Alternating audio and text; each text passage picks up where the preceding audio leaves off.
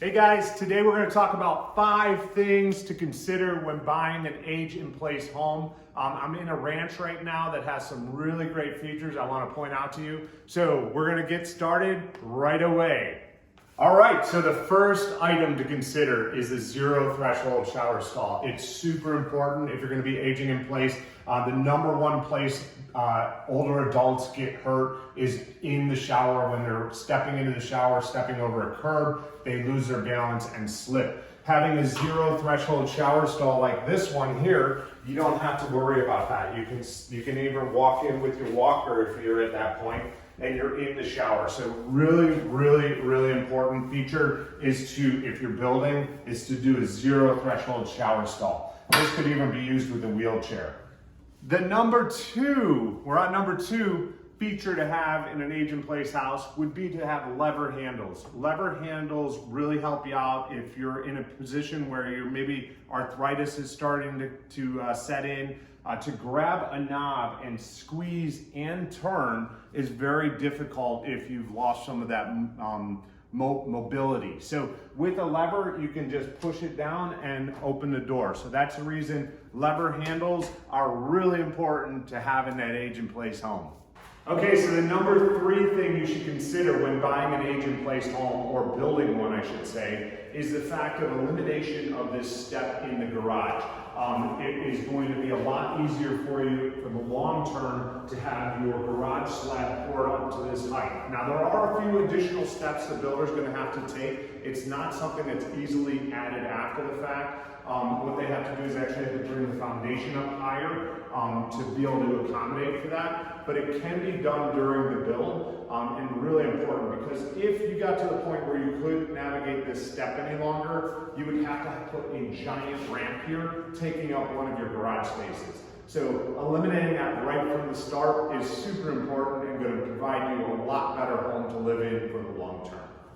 Okay, so number 4, when you're considering buying an age-in-place home, should be the bathroom. You want to build it under something called universal design. Universal design has turning radiuses and door widths that accommodate the future of maybe having to use a walker or a wheelchair. This home has been built under that universal design. It has circular areas where you can turn around in a wheelchair if needed, or move around with a walker. One other thing you'd want to consider in the bathroom area, if you are building a home, is having them install some blocking for future grab bars and those kind of things. It's really easy to do prior to the drywall going up. Even if you don't need them right away, having that blocking behind the wall so that they can just easily install the grab bars and stuff later is going to make it a lot easier for you in the future. So even if you don't want the look of those grab bars at first, having the blocking installed and taking really good notes or pictures of that so that you can install them later is going to be really important. That would be important around the shower areas and around the commode areas, so keep that in mind as well. Okay, so the 5th thing you want to consider when building a home for age-in-place would be the garage door width. The reason for that is, as we get a little bit older, we tend to have more of a difficult time getting into a narrow space. So having that little bit of extra cushion space is really going to help. Here is 18 foot wide versus a traditional 16 foot wide door. That gives you a little bit more space as you're pulling into the garage, but also more space around your car as you're getting out, which is also going to be very important.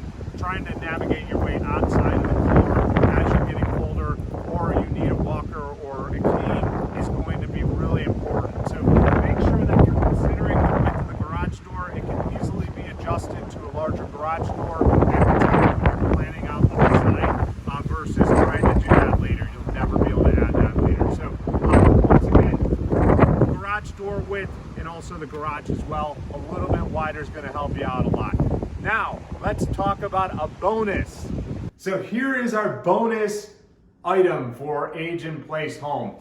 This house doesn't have it, but it's easily changed, especially when you're in the selections process. And that would be adding Deco switches. So these are your traditional light switches. Once again, you do have to use your hand to move them or squeeze and turn them on and off. Having a Deco switch is easier for an age-in-place home because you can just push on or off. and those are those square kind of paddle switches. So in an age-in-place home, I would highly recommend getting Deco Switches. It's only going to be a couple $100 more, and you just push on or off and you're all set. So once again, I want to thank you for watching our videos. Hopefully you found this helpful and useful to your home search. I look forward to being available to helping you and your family out in any way we can. Talk to you soon.